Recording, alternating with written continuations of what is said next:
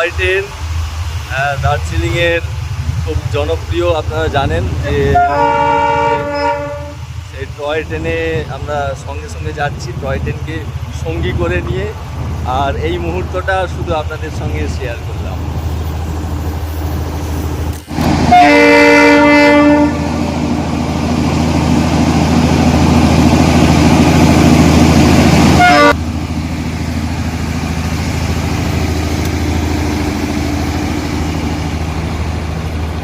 On road যাচ্ছি বাইকে দার্জিলিং, তো সেই ক্ষেত্রে টয় ট্রেনের সঙ্গেই যাচ্ছি।